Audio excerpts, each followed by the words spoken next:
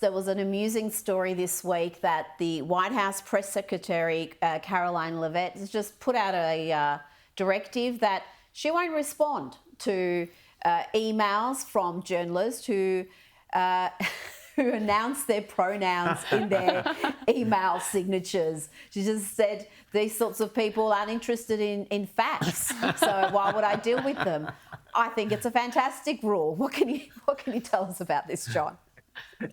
Well, first of all, Rita, it's very funny. I mean, Caroline Leavitt is doing a fantastic job as White House press secretary. And right, she said, look, if you put pronouns in your signature, it means you're not interested in truth, not interested in facts. You can't be a good reporter. I think there's something else going on here, though, that's interesting. You know, the liberals are always so confident that they're on the side of good, right?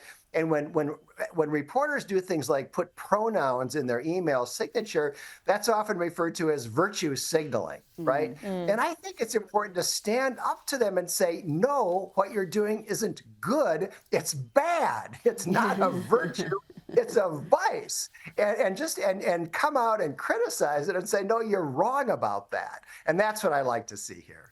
And also, John, Trump is demanding that UK universities, which get funding from the US, a similar thing has happened here in Australia, they have to prove that they're not on the woke train, that they don't have all this DEI nonsense. So we're talking, you know, major British universities. We've had universities here running around like headless chooks going, oh my goodness, we're going to have to ditch our pronouns and all of this. But Trump's serious. He's reshaped. He's taking the war on woke around the world. Well, Rowan, with all due respect to Australian universities or British universities, I don't know why we are supporting them. I agree with you. I agree with you. The American people are not crazy about supporting American universities the way things are going. So I guarantee you they're going to be behind Trump if he wants to cut back on the support that we're giving to foreign universities. Rita. Oh dear. Well, yeah, this is the whole philosophy of Doge, isn't it? Why are Americans backing this stuff?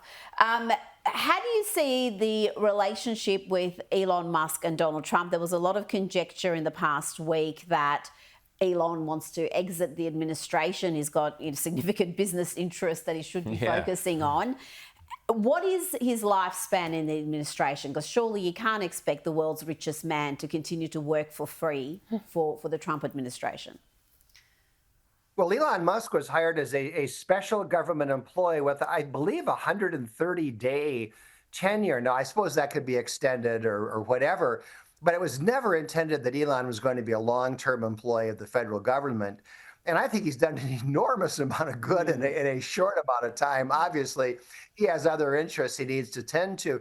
What I hope is that his Doge team remains and the Doge work continues, because it is vitally important. The amount of waste, the amount of outright fraud and corruption that they are bringing to light is just unbelievable. And that effort really needs to continue.